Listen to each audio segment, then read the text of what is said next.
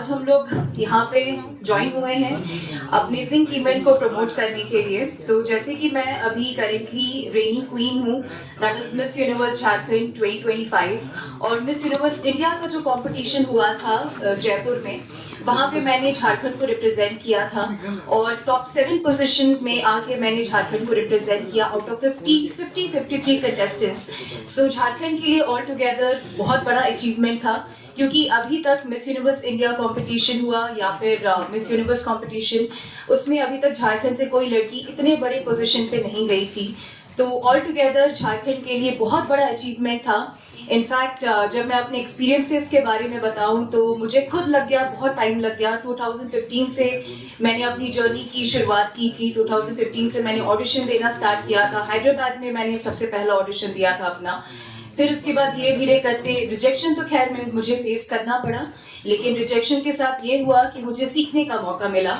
और जब हम ब्यूटी पैजेंट्स के बारे में बात करते हैं तो हमारा कम्युनिकेशन, हमारा कॉन्फिडेंस और एक ऐसा पर्पस, अभी आप लोग सभी ने सुना होगा ये वर्ड पर्पस, कि मतलब हम अपने सोसाइटी के लिए क्या करना चाहते हैं। जैसे मैंने अभी झारखंड को रिप्रेजेंट किया था मिस यूनिवर्स इंडिया 2025 कंपटीशन में, तो उसमें मैंने एक पर्पस रिप्रेजेंट किया था। सिंस मैं खुद एक ट्राइबल लड़की हूँ, ट्राइबल कम्युनिटी से बिलोंग करती हूँ, तो एक एस्पेक्ट जो झारखंड और ट्राइबल कम्युनिटी को मिला के मैंने रिप्रेजेंट किया था वो है सस्टेनेबिलिटी।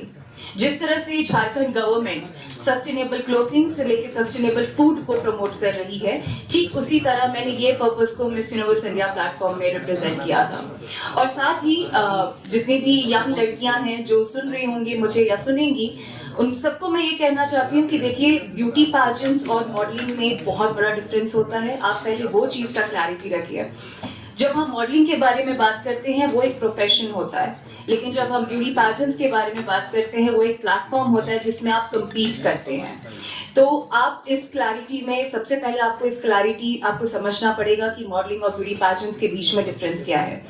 जो अभी अपकमिंग एडिशन है, जो मिस यूनिवर्स झारखंड 2026 होने वाला है, मोस्ट प्रॉब्ली मार्च में होगा, तो ये एक ब्यूटी पैजेंट का कॉन्टेस्ट है जिसमें लड़कियों का सिलेक्शन होगा। पहले आपको ऑनलाइन रजिस्ट्रेशन कंप्लीट करनी पड़ेगी, उसके बाद आपका सिलेक्शन होगा, फिर जितनी भी सिलेक्टेड गर्ल्स हैं उनके बीच में कंपटीशन होगा।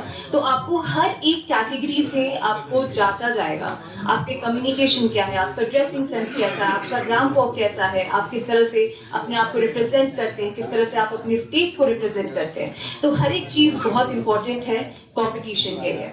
अब जब मैं अपने एक्सपीरियंसेस के बारे में बात करूं, मैं एक ऐसी लड़की थी जिसमें ज्यादा कॉन्फिडेंस था नहीं और कम्युनिकेशन भी उतना अच्छा नहीं था, लेकिन धीरे धीरे करके मैंने अपने ऊपर काम किया, अपने आप को सुधारा, और जितना भी मेरा 10 इयर्स का जर्नी था उसमें मैंने बहुत कुछ सीखा। कम्युनिकेशन से लेके कॉन्फिडेंस बिल्डअप से लेके पर्सनालिटी ग्रोमिंग, हर एक चीज को सुधारा। तो देखिए, ब्यूटी पैजेंट्स में भले ही आप 30 लड़कियां कंपीट कर रही हैं, सबका मेन मकसद क्या होता है? क्राउन जीतने का, टाइटल जीतने का। लेकिन मैं ये कहना चाहती हूँ कि टाइटल क्राउन जीतना जरूरी है, लेकिन सबसे बड़ी सीख जो एज अ कंटेस्टेंट और एज अ विनर जो हम लेके जाते हैं वो है कि आप अपने आप में क्या सुधारे हो, अपने आप में क्या इंप्रूवमेंट लाए हो। सो जितनी भी लड़कियां जो मुझे सुन रही है, मैं आप सबको ये बोलना चाहती हूँ कि जरूर से आप आइए कंपटीशन के लिए, कंपीट करिए, आपको अपने बारे में पता चलेगा, आपको एक ऐसा प्लेटफॉर्म और एक ऐसा मौका मिलता है जहां पे आप अपने आप को सुधार सकते हैं। क्योंकि मैंने अपने आप को सुधारा है, तो ये अपॉर्चुनिटी आप मिस ना करिए। सिमिलरली मैं एक और एक चीज ऐड ऑन करना चाहूंगी कि 2 कॉम्पिटिशंस होने वाले हैं, जो कि है मिस टीन झारखंड और मिस यूनिवर्स झारखंड 2026। तो जो 15 एज से लेके 18 या 19 एज की लड़कियां हैं जो कि टीनेज कैटेगरी में आती हैं, वो आप टीन कैटेगरी में अपने आप को रजिस्टर कर सकती हैं। और सिमिलरली जो 18 से प्लस कैटेगरी, 18 ईयर्स से लेके आगे के जितना भी एज लिमिट है, वहां पे आप मिस यूनिवर्स झारखंड 2026 के लिए आप रजिस्टर कर सकती हैं। सिमिलरली जो मिस यूनिवर्स इंडिया 2026 का कंपटीशन होने वाला है, और इसमें ऐसा है कि आई थिंक इंक्लूसिविटी जो एक वर्ड है जो ब्यूटी पैजेंट्स में आजकल के तौर पे यूज किया जाता है, उसका मतलब ये है कि आपका कोई एज रिस्ट्रिक्शन नहीं है। 18 एज से 18 प्लस तक आप लोग कम्पीट कर सकती हैं। आप शादीशुदा हैं फिर भी आप कम्पीट कर सकती हैं। तो अभी कोई भी लिमिटेशन, कोई भी रेस्ट्रिक्शन नहीं है।